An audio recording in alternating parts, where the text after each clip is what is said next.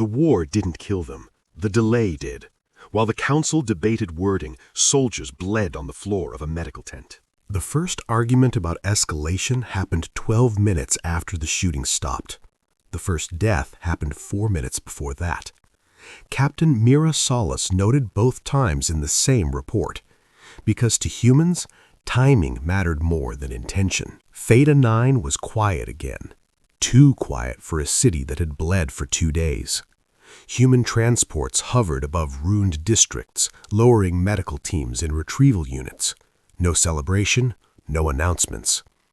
Lieutenant Colonel Aaron Holt stood in the temporary command shelter, helmet off, staring at a tactical map that still showed enemy icons. They hadn't vanished yet. They were just paused. Major Elias Cade broke the silence. "Containment is holding," he said. "But the Carex aren't collapsing, they're stabilizing." Holt turned slowly. "Define stabilizing." Cade zoomed the display. "Decentralized command nodes, fallback logistics clusters, redundant leadership cells." "They're adapting to us," Cade said. "If we give them time, they'll survive containment." Holt nodded once. "Then time is what we can't give them." Captain Solis didn't look up when Holt entered. She was wrist-deep in a surgical unit, hands steady, voice calm. Clamp. Pressure. Now. A young soldier screamed once, then went quiet. Solis removed her gloves and finally looked at Holt. "We lost 2 more during extraction," she said. "Both preventable." Holt didn't ask how. She told him anyway. Delayed evacuation clearance. Orbital traffic approval lagged 6 minutes. She handed him a data pad. Not a plea, a ledger. The council call came through on a secure channel. 5 observers, 2 legal representatives, 1 human liaison who refused to meet Holt's eyes. The lead counselor spoke first. "Colonel Holt, your actions at Theta-Nine exceeded the intended scope of containment." Holt kept his voice flat. "My battalion held the line long enough for your doctrine to work." Another counselor interjected. "You repositioned forces without authorization." "Yes," replied Holt, "because authorization was late." Silence. Then, "You understand how close this brings us to discussing final silence." The room changed. Even the human liaison stiffened. Major Cade spoke before Holt could.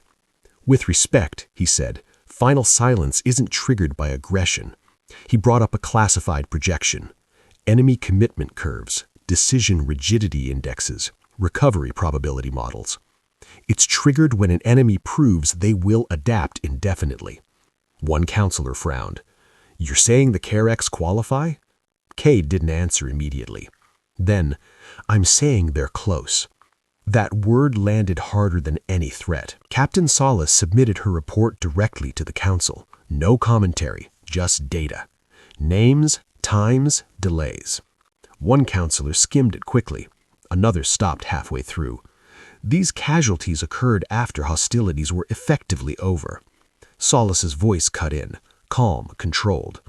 Hostilities don't end when shooting stops. They end when systems respond on time. No one interrupted her. "If escalation decisions are delayed again," she continued, "I will record the deaths as administrative failures."